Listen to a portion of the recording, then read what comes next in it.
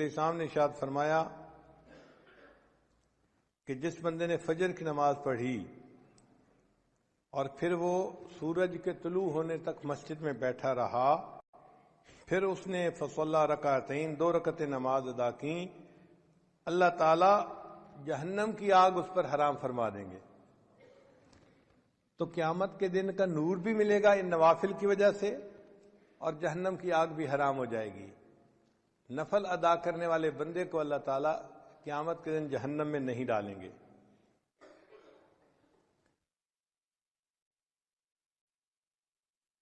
ربیہ بنت کعب رضی اللہ تعالیٰ عنہ فرماتے ہیں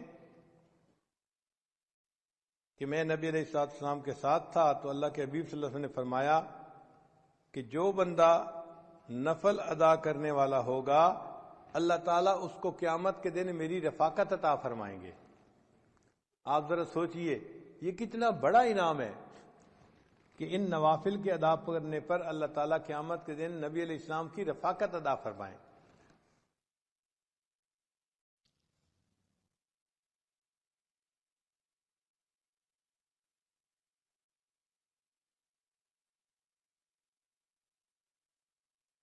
ایک بچہ اگر کسی مجمع میں اپنے باپ سے بچھڑ جائے تو کتنا پریشان ہوتا ہے، تو دنیا کے اندر بچہ باپ سے بچھڑ کے اتنا پریشان نہیں ہوگا جتنا ایک امتی قیامت کے دن نبی علیہ السلام سے بچھڑ کے پریشان ہوگا۔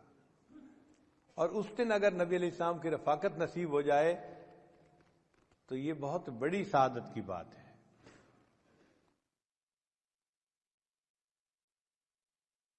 اور جو بندہ نوافل ادا کرتا ہے اس کو اللہ تعالیٰ کا قرب نصیب ہو جاتا ہے۔ حدیث مبارک میں ہے یتقرب الی عبدی بالنوافل حتی احبہ، میرا بندہ نوافل کے ذریعے میرا ایسا قرب حاصل کر لیتا ہے کہ میں اس سے محبت کرنے لگ جاتا ہوں۔ یعنی نفل ادا کرنے والا بندہ اس سے اللہ تعالیٰ محبت فرماتے ہیں، اللہ کا قرب نصیب ہوتا ہے نوافل کے ادا کرنے پر۔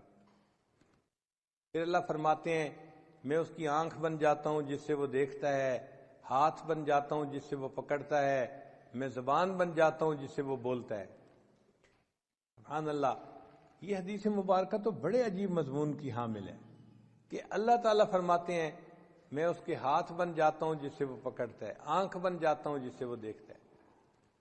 محدثین نے اس کے معنی یہ لکھے ہیں کہ یہ جو جسم کے اعضاء ہیں یہ انسان کے معاون ہوتے ہیں۔ دیکھیں ہم جو کام بھی کرنا چاہتے ہیں تو ہاتھ، پاؤں، آنکھ یہ سب ہمارے معاون ہیں، ان کے ذریعے سے ہی ہم وہ کام کرتے ہیں۔ تو جب اللہ تعالیٰ نے فرمایا کہ میں اس کی آنکھ بن جاتا ہوں، ہاتھ بن جاتا ہوں، اس کا ایک معنی تو یہ ہے کہ اللہ تعالیٰ اس کے کاموں میں اس کے معاون بن جاتے ہیں، اور دوسرا معنی یہ ہے کہ انسان کے اعضاء اس کے محافظ بھی ہوتے ہیں۔ اگر کوئی آدمی آپ کی طرف پتھر پھینکتا ہے فرض کرو تو آپ اپنے ہاتھوں سے اس کو کیچ کر لیتے ہیں، لگنے نہیں دیتے، روک لیتے ہیں۔ آپ کو کسی جگہ خطرہ ہو تو آپ بھاگتے ہیں وہاں سے بچنے کے لیے۔ تو اعضاء بندے کے محافظ بھی ہوتے ہیں۔ تو جب اللہ تعالیٰ بندے کے اعضاء کا ذکر فرما رہے ہیں تو محدثین نے کہا اس کا معنی یہ کہ اللہ تعالیٰ بندے کے محافظ بن جاتے ہیں اور اس بندے کی ہر برائی سے حفاظت فرماتے ہیں۔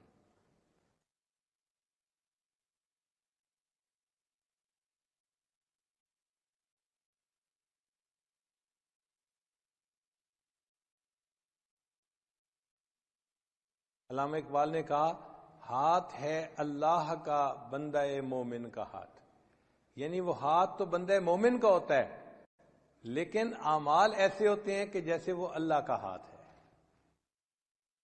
اللہ تعالیٰ قرآن مجید میں فرماتے ہیں اے میرے حبیب صلی اللہ علیہ وسلم جب آپ نے مٹی پھینکی تھی کافروں کی طرف، وما رمیتا اذ رمیتا ولکن اللہ رما، جب آپ نے وہ ریت پھینکی تھی ان کافروں کی طرف جو ان کی آنکھوں میں جا کے پڑی تھی، وہ آپ نے نہیں پھینکی تھی، وہ تو اللہ تعالیٰ پھینک رہے تھے۔ تو قرب کا ایک ایسا مقام مل جاتا ہے کہ بندے کا عمل ہوتا ہے لیکن اللہ اس عمل کو اپنی طرف منسوب فرما دیتے ہیں۔ اس لیے شاعر نے کہا گفتئے اللہ بود گرچہ از حلقوم عبد اللہ بود، اگرچہ وہ بندے کے حلق سے بات نکلتی ہے، لیکن اس بندے کی بات ایسے ہوتی ہے جیسے اللہ کی بات ہوتی ہے.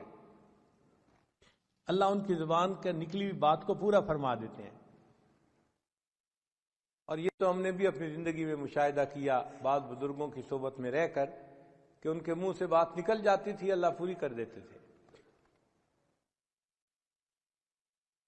تو انسان کو قرب الہی کا ایسا مقام مل جاتا ہے ان نوافل کے ادا کرنے پر. اور ایک حدیث پاک میں ہے، حضرت عقبہ بن عامر اللہ عنہ اس کی روایت کرتے ہیں کہ جو بندہ دن کے شروع میں چند نوافل ادا کر لیتا ہے، اللہ تعالیٰ پورے دن کے کاموں میں اس کی کفالت فرماتے ہیں. یہ دیکھیں کتنی بڑی بات ہے کہ پورے دن کے کاموں میں اللہ اس بندے کی کفالت فرماتے ہیں جو دن کے شروع میں نماز پڑھ لیتا ہے، نوافل پڑھ لیتا ہے. اللہ اس کے کفیل بن جاتے ہیں. اللہ جب کفیل بن جائیں تو پھر کاموں میں مشکل نہیں رہتی.